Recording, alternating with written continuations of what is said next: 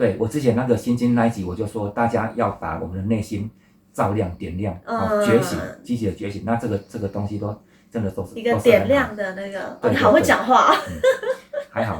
点亮。对，那我来出个题目了哈。旁边这位美女是我的什么人？好，那答对的在下面留言。好，答对了我就送蜡烛，好，10组哦，好。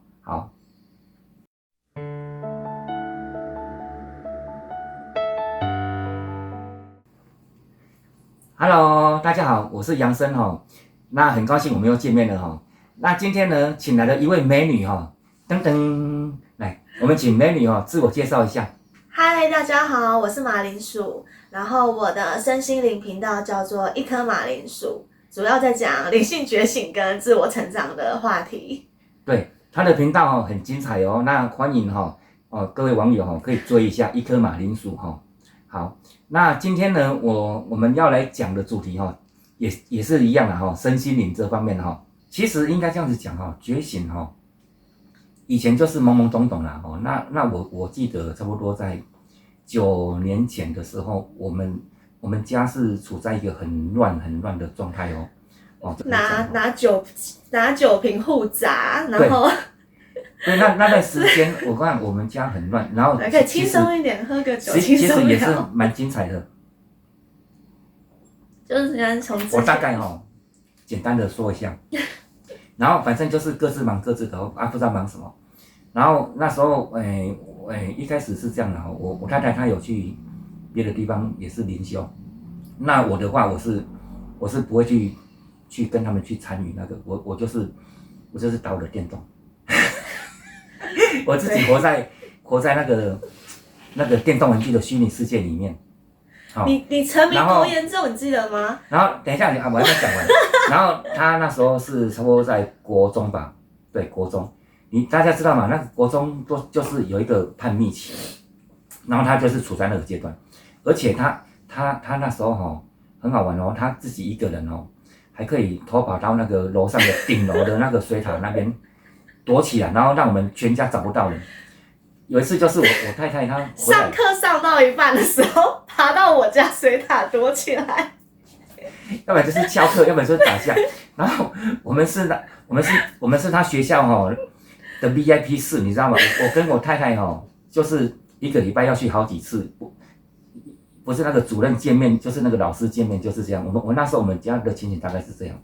那我那时候是沉迷那个线上游戏，然后真的是玩很大，所以说玩到我稍微撞到你的那个机台完蛋了，副本打到一半中断线掉，会整个爆炸俩公到把我直接就是咻飞踹出去的那一种。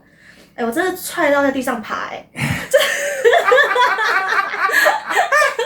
差不多吧？有差不多吧？我好像是暂时性失忆有这一段，有这一段。那我们刚刚说到哪里？VIP 常客。对。那大概是这样的状况了然后就是有一次呢，就是我一个小舅子，然后他就介绍我们到一个那个应该讲团体还是什么？灵修团体。对，灵修的团体有在修身心灵，跟传统宗教跟传统宗教不太一样对。应该可以说我连听都没听过好那我们3个一起进去。那一开始呢，我是抱着怀疑的态度，然后带着这2个，我是认为他们2个毛病很大。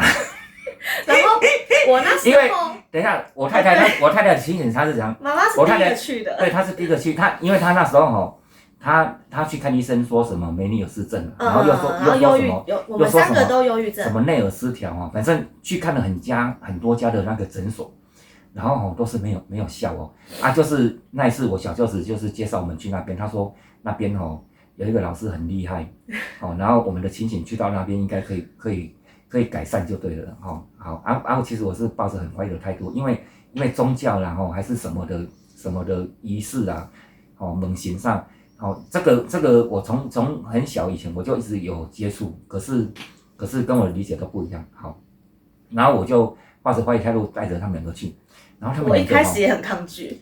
对，我一开始还跟他们说，我没有要好啊，我为什么要好？去那边能好干我什么事？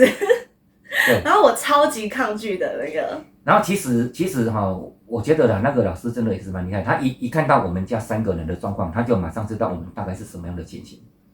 哦，那这个我的影片我都有慢慢的在分享哈。哦，所以说这个是那应该是你觉醒的开始。对，这个是觉醒，我们现在讲的是觉醒的开始。对。那现在是觉醒嘛，就是去了那边后，觉醒就是很重要。第一次跟自己的高我产生连结，然后那时候他们是称作老师，就是我们会把它当成一个老师在教会我们这样子，那是我们的第一次。意识到那个是第一次，对，意识到有灵性这个东西，然后有就是好像要醒过来，半梦半醒哦，没有，那时候应该是半梦半醒，应该是半梦半醒，对，应该是半梦半醒，但是至少快醒了。其实一个人要真正的到达，真的是觉醒到很清醒哦，这个有次第，有阶段性。所以说你看那时候到现在9年了哦，10年了，今年11年了，今年11年了。我到今年25岁才敢说我算是有醒过来，所以真的不夸张。所以你看以前我们家是那种状况，我们是会打来打去的。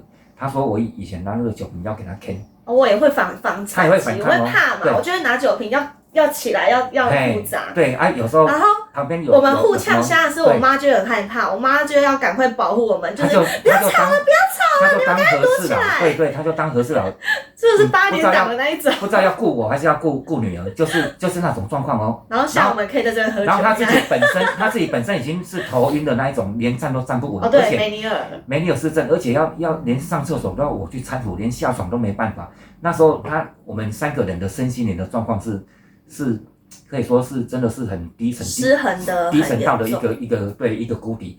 所以说在那种状况，不要说什么事业或是平顺赚多少钱，我觉得那个生活都过不好，连生活都有问题，真的。所以说这个就是醒觉觉醒的一个重要性啦那刚好今天我女儿她邀我来讲这个这一段，她说我们现在要讲的是暗夜嘛，暗夜跟觉醒的这个过程。所以说从暗夜到觉醒的过程，那我现在就我爸爸的灵性暗夜，他会在他的频道再另外做一个影片讲你的故事嘛，对不对？对，就想说这一集不要拉太长。就我爸爸他经历过的暗夜，其实也很戏剧化，他会在他的影片再聊。其实每个人都有每个人的故事，每个人都有每个人的故事。因为我们没有办法去体会到别人的故事，别人的暗夜是怎么样那在我的理解是每个人的故事都很精彩，真的因为我们今天来到这个地球这边其实早就已经很不容易。那如果没有这么多的精彩的故事做陪伴了下酒菜你会觉得说我们的人生一点意义都没有，真的，我们又不是机器人，对啊，所以说我们现在回顾起来，我们现在的状况，我们现在的家庭状况跟核心，我们都非常的有，所以说我们现在才有办法这样一起喝酒，一起录影片，所以这个就是我们觉得很可贵的地方。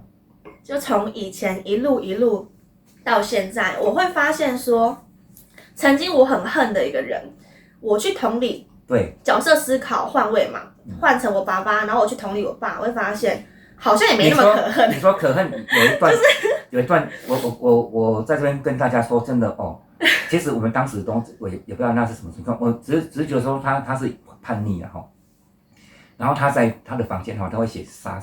对，我恨死我爸了，我就是想杀我爸妈，想那个。然后他有时跟我说他写作文的那个愿望，他写什么你知道吗？他说要把爸爸妈妈关在狗笼里面，然后不把我们放出来，然后怎样。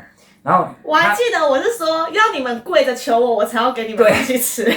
然后他多厉害吗？他17岁他自己就去报名。我们那时候是住在高雄，高雄他16岁自己就报名那个台北的学校，他自己要去读那个学校，然后自己要出去住，自己要去独立。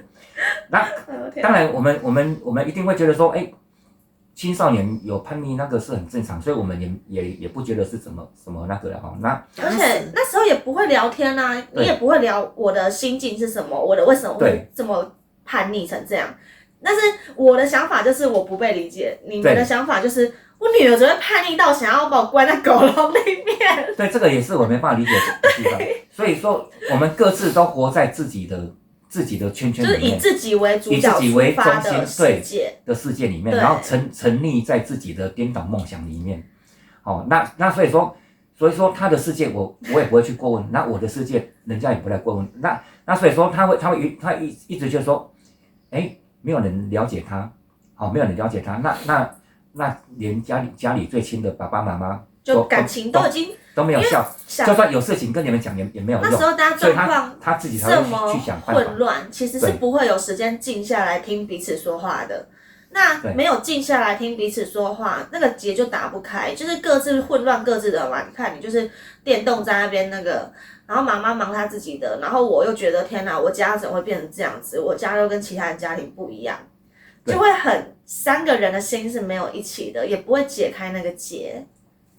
那其实不要看我们啦吼，我们只是一个戏剧性的一个角色而已啦。对。那现在普遍社会上还是很多的家庭跟我们一样，哦，因为我的职业就是那个嘛，哦，就是保全嘛，所以说我经常面对说，哎，哪一户人家在打，然后又报案什么的，然后我也遇到说要跳的那一种，所以说有时候真的是我觉得也是蛮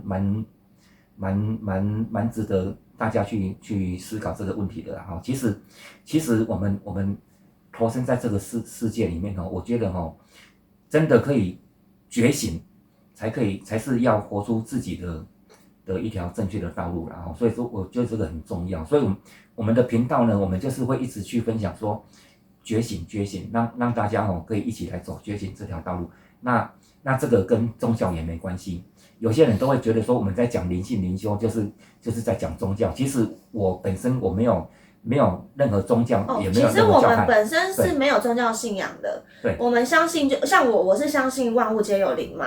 对，所以我不太讲宗教，也不太讲神佛。对，所以我女儿她在分享的部分，她就是会偏向说，哎，宇宙有高我，以宇宙的能量跟以我们亲身经历出发去顺流体验，就是我会以亲身经历出发去讲体验的过程，学习到什么，然后就是上面一定有高灵嘛，然后各式各样的灵来指导我们的一些东西，这样子。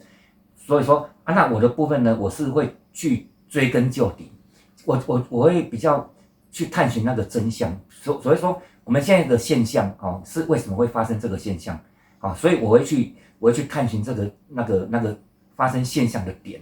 然后刚好就是我有阅读了那个心经嘛，金刚经啦，你像我最近这一集分享的观世音菩萨普门品刚好又跟我女儿所分享的很多的点都对应到对应到，所以这个就是不可思议的地方了。所以我才录制了这么多的影片要把这个真的是好的东西分享给各位这样子。那我想要问一下爸爸，因为像我知道我爸以前就是我学生时期，他那时候状况不好的时候，是从来没有接触过这些什么经的，都是觉醒之后才开始去研究或是去看，对不对？这个就是那你觉醒前后的最大的差别？我们在讲我们的那个我们用的名字叫老师然后他们用的名字叫高我其实是相通的，这个是真的都相通的好，那我现在就说，其实应该是这样子讲了我们觉醒了之后，我们连接了宇宙的高我，那高我它会引导我的资质，每个人的资质程度都不一样，那什么东西比较适合我，然后他就会让我去看那个东西，应该是这样子来做解释，这样子比较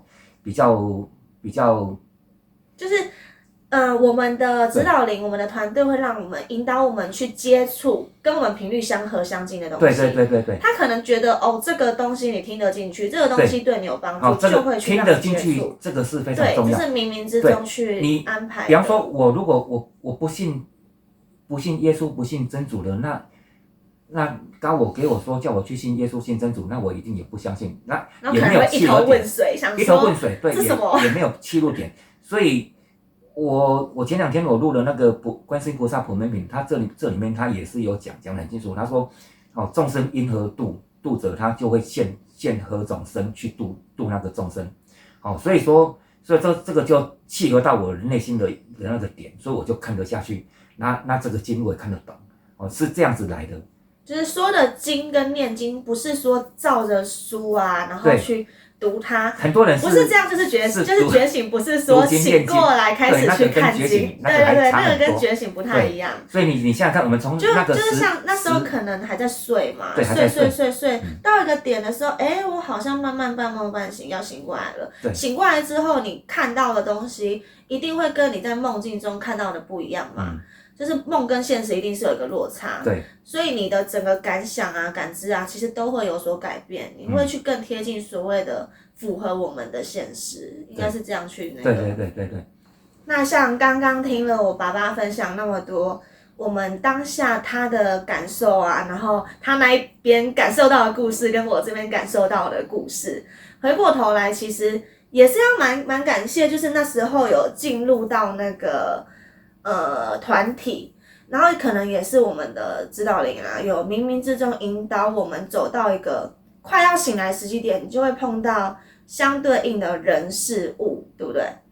就是这其实可能都是有安排好的，每个人觉醒的时间不太一样，所以没有说啊你怎么很年轻就醒了啊，我好老很就是都上年纪才醒了，就是是不是比较笨比较不好？其实没有，每个人觉醒来的时间都是不一样的，它是有一个本来就安排好的一个灵魂蓝图在，所以我们只是在对的时间去跟对的人相遇，然后我们就是臣服配合，就只是这样子醒过来而已。那么也是可以回过头来很感谢他们啦，要不是有他们，我们可能现在还在继续拿着酒瓶互砸互骂，然后乱打之类的。其实我觉得啦这个宇宙间真的就是有一个神性高我的存在，一个本我本体啦。那我们现在所遭遇到的任何事情，包括说不管是困境或是不管是逆境还是顺境其实我觉得说就是有这一股力量它在默默的支撑我们推动着我们去前进。那人与人之间呢，我们在这一世，包括说我女儿她今生为什么会当我的女儿，那我会当她的爸爸。对，听说我的出生时间还是我爸帮我排的，就是我在看占星的时候，人家都说我的星盘蛮特别的，然后我就去问我爸妈那个时间，还是我爸帮我挑的，刚好1616的时间点是我挑的，对，所以这个也是很巧合。所以说我觉得冥冥之中所有的人事物，包括说那个电视机前面的朋友你现在不管是处在顺境或是逆境，你现在所遭遇到的一切，都是为了要精彩你的人生。已经跳到送给灵性觉醒之路途中的一句话了，是不是？对，我想说我还没有发。那如果你要把它想象成说，送给大家的一句话，我们现在这边都是宇宙它编写好的一个剧本，那我们只是里面的演员，这样子也是可以。那重点是你要把它演得精彩啊。他如果说没有那么悲剧，你把它演得那么悲剧，这样子也不合乎情理，对不对？所以说我觉得现在不管遇到了什么事情，都是一个很美好的风景。那我们就像我女儿说的我们就学会了臣服跟顺流，然后我们就可以在里面有得到不一样的感知，不一样的认知。那我们的生活一定也是从这里面去改变过来。你像我们家庭就是一个活生生的例子啦。如果要讲到我们以前故事，包括现在电视机前面朋友也是有很多我以前的朋友，还有我以前的我的家长、我的长辈、我的亲朋好友，他们都知道我们以前的状况是怎么样。那精彩的，那真的我也很感谢说有那一段那我们这样子一路相挺相陪，然后走到今天这样子所以我很感谢说这中间所出现的每一个贵人我都很感谢那大概就是这样。以一个旁观者，也没有旁观者，我是当事人。可是如果我跳出来用旁观者的身份看这一路的改变，其实真的蛮神奇的。就我爸也是从一个脾气很差极暴躁的一个，一直修走到今天，加减减变成今天这个样子。所以我们其实刚刚讲到这个脾气暴躁这个我有一点我要补充了其实我回想起来我在还没结婚之前呢，哈，其实我是很不容易，我的情绪很不容易暴躁的，我是那种狼喝的那一种。哦，认识我的同事、我的朋友，大家都知道，你要把我惹到毛，惹到我会去生气去骂一个人，那是根本是不可能的，不可能的事情。在我童年印象中，我爸简直是躁郁症，所以说，我步入了婚姻之后，超级暴躁。步入了婚姻之后，然后结婚生小孩嘛，那因为我前几支影片我有讲到心经嘛，它这个叫做色受想行识所起的一个作用，一个现象。所以说，我们当下我们就陷进去了啊，我们就陷在这个轮回的循环里面。就可能我们组成一个家庭之后，家庭有家庭共同要承担跟面对的课题，而且你想想看哦，就会引爆业力的果报，它是会攻击我们最脆弱的地方。它要追讨哦，它不是说这样子喝来喝去哦，它是攻击你最脆弱的那个地方。哦，你的情感脆弱，它就攻击情感。我跟我太太差点走到离婚的那个阶段了，我们的家庭差点破碎啊！哦，那你投资你做生意，他就给你又负债，然后我们房子还被查封，对，房子被查封，就无家可归，又搞到简直差一点家破人亡。投资的钱进去没有回来，又负债，哦，所以说这个就是也是这样子慢慢的引导我哦，走到但你回过头来会发现，一切都有原因。对，每一件事情都有要我们学习的点。对，就是一定都是宇宙在透过这件事情教会我们什么。那他可能一开始会给你一些小小的事件啊，让你去看，你有没有办法马上就学习过去？那如果小小的事件你没有 get 到那个点，你没有马上跨越那个课题的话，他就可能会开始加重功课，加重那个力道，因为你今生就是要学会这件事啊。我刚刚在讲家庭这个部分哦，还有一段我还没讲进来，就是通常一个家庭里面哦，你会起一个争执点，哦，或是争吵的一个点，大部分都跟金钱有关系。哦，对。嘿，所以那时候我太太她经常就拿一句话说“贫贱夫妻百事哀”，那当下我也不懂得那句话是什么，我只觉得说，你讲一句话真高尚啊，但是我可能听不懂。对，就这样。那我也是很努力的在赚钱啊，不是没有啊，可是怎么赚你都追不到你的负债，而且是越赚负债还增加越深哦，对啊，负债不减反增。所以我看到那个碰哥的新闻有没有？我当初我就觉得说，真的是差一点了，真的是这样，人生真的是这样。你有觉醒跟没觉醒，我跟你讲，你做对的事跟做错的事哦，错的事就是一直错，那个真的是很可惜。那你如果是做对的事哦，我跟你讲，这个是可以积累，可以累积哦。好，所以说真的很感谢，真的有那么一段，还好我没聊到做亲嘛。哦，那这几年这样子过来，真的是我觉得是很大的改进跟改善啊。所以这个光是我女儿这样子，我就觉得说我捡回了一个女儿。